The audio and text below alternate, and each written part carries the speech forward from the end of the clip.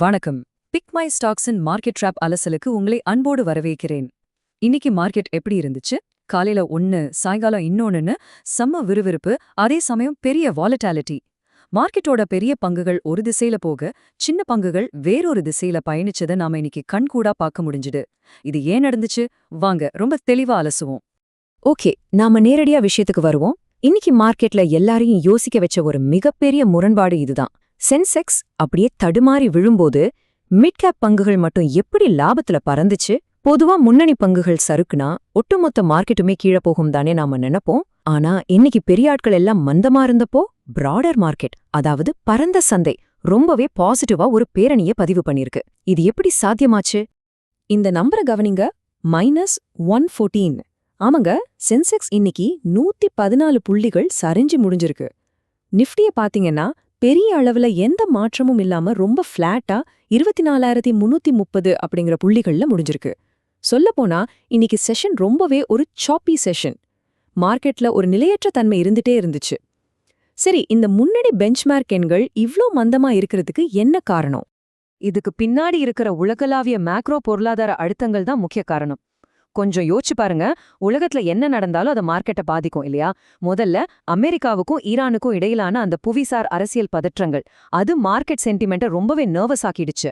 அடுத்ததா கச்சா எண்ணெய் விலை ஒரு பேரலுக்கு $113 $114 வரைக்கும் உயர்ந்து நிக்குது. ஆயில் விலை ஏறினா என்ன ஆகும்? ஆட்டோமேட்டிக்கா இன்ஃப்ளேஷன், அதாவது பணவீக்கம் அதிகமாயிடுங்கிற பயம் வந்துடும். இது போதாதுன்னு டாலருக்கு நிகரான நம்ம ரூபாயோட மதிப்பு 94.2 பொஞ்சா சரிஞ்சிருக்கு. இந்த மாதிரி பிரஷர் இருக்கும்போது முதலீட்டாளர்கள் கொஞ்சம் எச்சரிக்கையா இருக்கிறது சகஜம்தானே. அதனால தான் இன்னைக்கு மார்க்கெட்டை நான் 2 சந்தைகளின் கதை அப்படின்னு சொல்லுவேன். இது ரொம்ப இன்ட்ரெஸ்டிங்கான ஒரு முரண்பாடு. சர்வதேச அளவுல இவ்ளோ பிரச்சனைகள் இருந்தாலும் நம்ம மார்க்கெட்ல ஒரு பக்கம் பெஞ்ச்மார்க் பங்குகள் எல்லாம் தூங்கிட்டு இருக்க, இன்னொரு பக்கம் பேக் பெஞ்சஸ், அதாவது நடுத்தர மற்றும் சிறிய நிறுவன பங்குகள் இன்னைக்கு ஷோ அப்படியே திருடிட்டாங்க.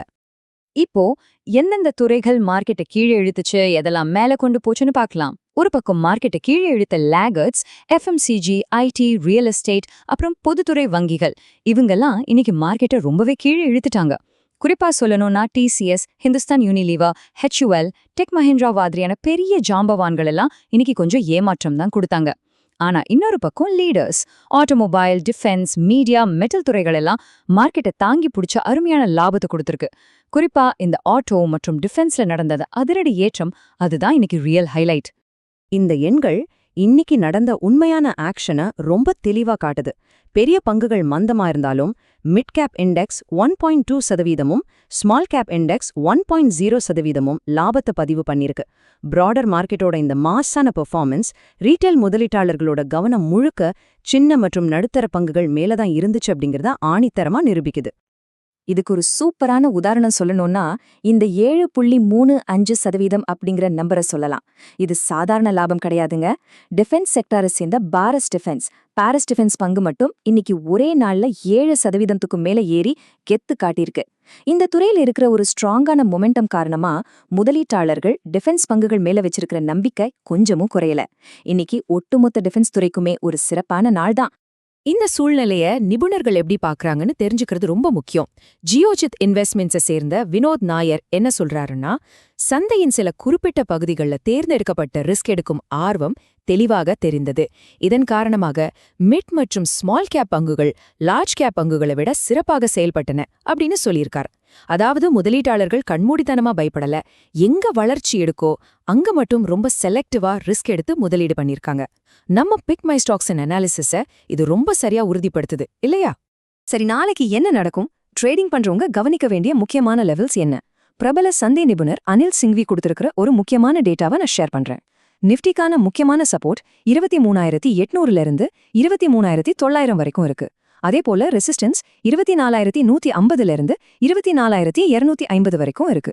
நிஃப்டி மட்டும் 24,200க்கு மேல தொடர்ந்து நிலைச்சிருந்தா மார்க்கெட்ல பையிங் இன்ட்ரெஸ்ட் மீண்டும் திரும்ப வரலாம்னு அவர் கணிச்சிருக்கார்.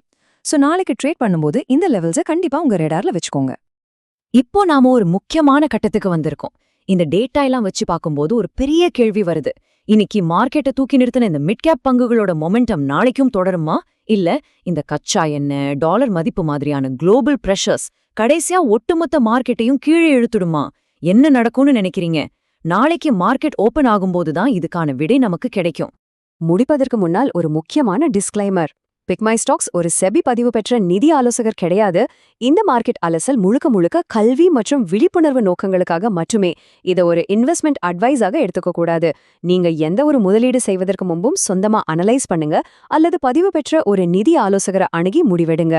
சரி, நாளைக்கு மார்க்கெட் நிலவரங்களோட உங்களை மீண்டும் சந்திக்கிறேன். நன்றி.